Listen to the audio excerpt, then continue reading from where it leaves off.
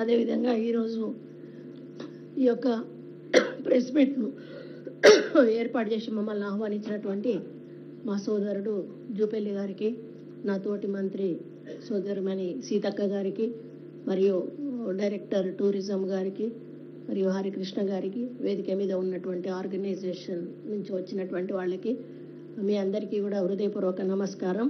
మరి చాలా వివరంగా మంత్రి గారు ఈ సంవత్సరం జరగబోయే బతుకమ్మ పండుగను ఏ విధంగా దేశ విదేశాల స్థాయికి తీసుకెళ్లాలో మరి ఒక ప్రణాళికను రూపొందించి ఆ ప్రణాళికను మీ ముందు ఉంచడం జరిగింది. మరి పూలతో పూజించే ఒకే ఒక పండుగ మరి బతుకమ్మ పండుగ. మనం దేవుళ్ళను పూలతో పూజిస్తాం, కానీ పూలనే పూజించేటువంటి పండుగ ఏదైతే ఉందో బతుకమ్మ పండుగ. ఇది మనకు మరి పూర్వకాలం నుంచి కూడా ఆనవాయితీగా వస్తున్నటువంటి ఈ కార్యక్రమం.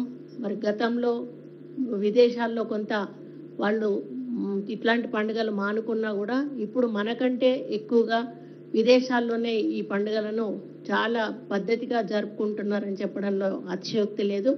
అదే క్రమంలో తెలంగాణ వచ్చిన తర్వాత కూడా మన తెలంగాణలో కూడా పెద్ద ఎత్తున ఈ పండుగను జరుపుకుంటా ఉన్నాం. లాస్ట్ టైం కూడా కాంగ్రెస్ ప్రభుత్వం వచ్చిన తర్వాత ఈ బతుకమ్మ పండుగని చాలా పెద్ద ఎత్తున చేపట్టడం జరిగింది. కానీ ఈసారి వినూతనంగా మరి చాలా విధాలుగా ఈ యొక్క బతుకమ్మ పండుగను ఎంతవరకు కూడా మనం ప్రజల్లోకి తీసుకెళ్లగలుగుతాం, ఇతర రాష్ట్రాల్లోకి తీసుకెళ్లగలుగుతాం, దేశ స్థాయికి తీసుకెళ్లగలుగుతాం, ఇంటర్నేషనల్ స్థాయికి తీసుకెళ్లగలుగుతాం అనేటువంటి ఒక ఆలోచనతోటి ఒక షెడ్యూల్ రూపొందించుకొని ఆ షెడ్యూల్లో మహిళలందరినీ కూడా ఇన్వాల్వ్ చేసి, మహిళా సంఘాలను కూడా ఇన్వాల్వ్ చేసి, మహిళా ఆర్గనైజేషన్స్ని కూడా ఇన్వాల్వ్ చేసి, అదేవిధంగా టూరిజం డిపార్ట్మెంట్ ఆధ్వర్యంలో ఈ యొక్క కార్యక్రమాన్ని చేపట్టడం చాలా మరి హ్యాపీగా ఉంది. మరి ఒక మహిళగా నేను కానీ సీతక్క గారు కానీ మరి ఎన్నో కార్యక్రమాలు చేస్తానే ఉన్నాము. ఏది చేసినా కూడా బతుకమ్మ అనేది వయసుతో సంబంధం లేకుండా చిన్న పిల్లల నుంచి మొదలు పెడితే పండు ముసలి వాళ్ళ వరకు కూడా మరి 9 రోజులు కూడా అలంకరించుకొని అన్ని బాధలు మర్చిపోయి వాళ్ళు బాధలనే ఒక పాటల రూపంలో పాడుకుంటూ ఆడుకునేటువంటి పండుగ బతుకమ్మ. మరి వాళ్ళ అత్తగారింట్లో కానీ, భర్తలతోటి కానీ, ఆడబిడ్డలతోటి కానీ, తోటి కోడళ్ళతోటి కానీ, లేకపోతే సుఖ సంతోషాలు ఏమున్నా కూడా పాటల రూపంలో పాడుకుంటూ బతుకమ్మను ఆడుకుంటూ మరి వాళ్ళ భావాలను బయట పెట్టుకునేటువంటి పండుగ ఈ బతుకమ్మ పండుగ. మరి అన్నిటికంటే ప్రాముఖ్యత ఏంటంటే గౌరమ్మను పేర్చుకోవడము.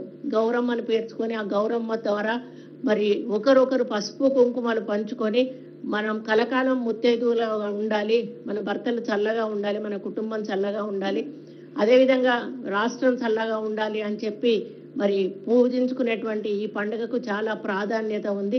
మరి ఇటువంటి పండుగను ఇంకా ఇంకా మరి పెద్ద ఎత్తున ప్రజల్లోకి తీసుకుపోయి ప్రభుత్వం నుంచి మేము తీసుకోవాల్సిన కార్యక్రమాలన్నీ కూడా తీసుకోవడానికి ఈరోజు టూరిజం డిపార్ట్మెంట్ ముందుకు రావడం చాలా హ్యాపీగా ఉంది.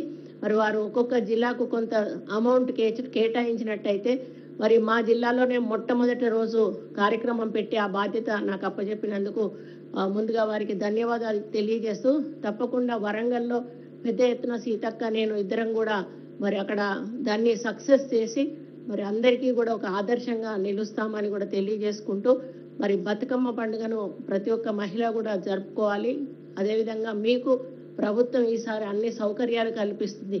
ఏది ఏమున్నా కూడా బతుకమ్మ రోజు మనము చూస్తాము, గ్రామాల్లో అంతా క్లీన్ చేపిస్తారు, మంచి లైట్స్ పెట్టిస్తారు, మైకులు పెట్టిస్తారు, అన్ని రకాల సౌకర్యాలు కల్పిస్తారు. ఎందుకంటే ఏ వయసుతో సంబంధం లేకుండా ఆ రోజు అందరూ ఇంటికి బయటకు వచ్చేస్తారు, ఇళ్లలో ఎవరు కూడా ఒక మహిళ ఉండరు. మరి అంత మంచి పండుగను ఈరోజు మనం జరుపుకుంటున్న షెడ్యూల్ చూసినా కూడా ఈరోజు అన్నీ కూడా చాలా మరి పగడ్బందీగా వారు ఒక షెడ్యూల్ ప్రిపేర్ చేయడము, దీన్ని ఇంప్లిమెంట్ చేసినట్టయితే ఇంకా మన బతుకమ్మ పండుగ దేశ విదేశాల్లో కూడా ఒక మంచి పేరు సంపాదించుకునే అవకాశం ఉంటుంది. అన్నట్టుగా టూరిస్టులు కూడా ఎక్కువగా, విదేశీ టూరిస్టులు ఈ టైంలో చాలా ఎక్కువగా వస్తారు. మరి వాళ్ళను కూడా ఆకర్షించిన వాళ్ళం అవుతాము. కాబట్టి మరి ఈ పండుగను మేమంతా కూడా కలిసికట్టుగా ముందుకు తీసుకెళ్లి విజయవంతం చేస్తామని చెప్పి కూడా అందులో గిన్నిస్ బుక్ ఆఫ్ రికార్డు కూడా చేయడానికి వారు ఒక ప్లాన్ కూడా చేశారు. అది కూడా సక్సెస్ అయ్యే విధంగా మేము సహకరిస్తామని తెలియజేసుకుంటూ సెలవు తీసుకుంటాం. ఈరోజు గౌరవ మంత్రివర్యులు మరి టూరిజం శాఖ మంత్రులు తెలంగాణలో